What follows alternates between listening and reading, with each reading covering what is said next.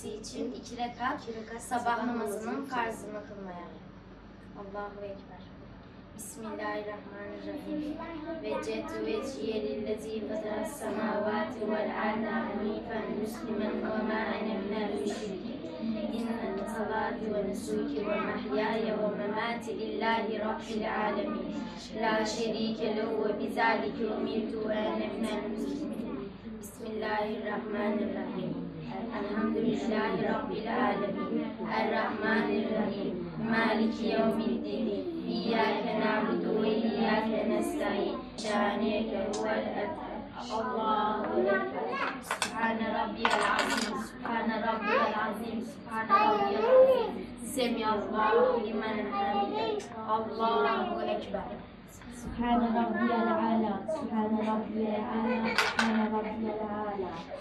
Allahümme salli ala seyyidina Muhammed ve ala ali seyyidina Muhammed kema sallayte ala İbrahim ve ala ali İbrahim inneke hamidun mecid.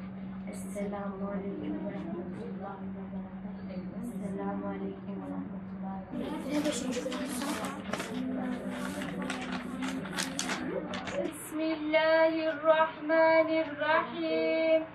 Bismillahirrahmanirrahim. Kul huvallahu ehad. Kul huvallahu ehad. Allahus samed. Allahus samed. Lem yelid ve lem yulad. Lem yelid ve lem yulad. Ve lem yekun lehu kufuven ehad. Ve lem yekun lehu kufuven ehad. Son yıllarda dünya ağır imtihanlardan geçiyor. Belalar, musibetler sel gibi yağıyor. İnsanlık 2 yıldır virüsle boğuşmakta, yanı sıra seller, depremler, yangınlar, susuzluk, kıtlık derken üst üste zorlu süreçlerden geçmektedir. Aslında her şey dünyanın ne kadar fani ve kararsız bir yer olduğunu haykırmaktadır. Bütün yaşananlar şımarıp azgınlaşan insanlığın acziyetini hatırlatıp sonsuz bir kudret sahibine, içine düştüğü büyük ihtiyaç haliyle de sonsuz zenginlik sahibine yönelmesi gerektiğini açıkça göstermektedir. Bütün bu dış etkenlerle birlikte esas olarak insanlığın manevi yoksunluk içerisinde bir vartadan başka bir vartaya sürüklendiğini, iyiliğin, güzel ahlakın, erdemin kaybolmaya yüz tuttuğuna her toplum yakinen şahitlik etmektedir. Özellikle de İslam beldelerinde bu yozlaşma çok daha bariz bir şekilde görülmektedir. Bütün bu ahval içerisinde inancımız şudur ki insanlığın kurtuluşu İslam'dadır. Müslüman aleminin kurtuluşu da aynı şekilde özüne, İslam'a yani terk ettiği ibadetlerine ve değerlerine geri dönmesine bağlıdır. Çünkü Müslüman toplumlara nazar edildiğinde açıkça ibadetlerin terke uğradığı, her yeni gelen neslin biraz daha özünden uzaklaştığı ve Müslümanların genel olarak dünyevileştiği inkar edilemez bir gerçektir. Kur'an nesli platformu olarak bizler emri bil maruf ve nehyanel münker vazifesi gereğince toplumumuzu Kur'an'a, güzel ahlaka, Allah'a kul olmaya, batıldan ve münkerattan yüz çevirmeye davet ediyoruz.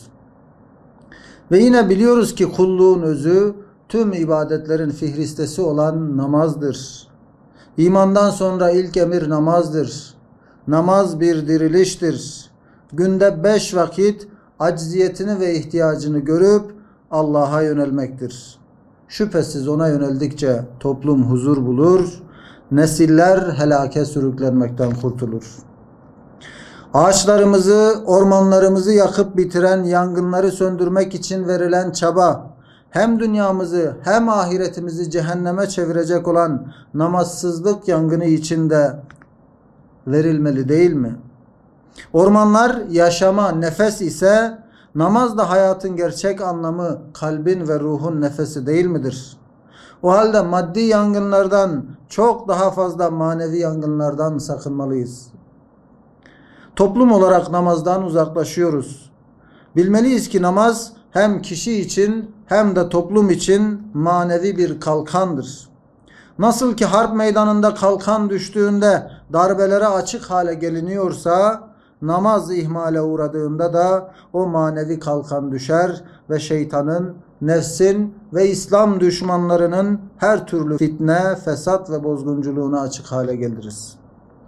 Bu yüzdendir ki kendimize ve çocuklarımıza yapabileceğimiz en büyük iyilik bilinçli bir şekilde vaktinde namaz kılma alışkanlığını kazanmak ve kazandırmaktır. O halde iş işten geçmeden çocuklarımıza namazı öğretelim ve sevdirelim.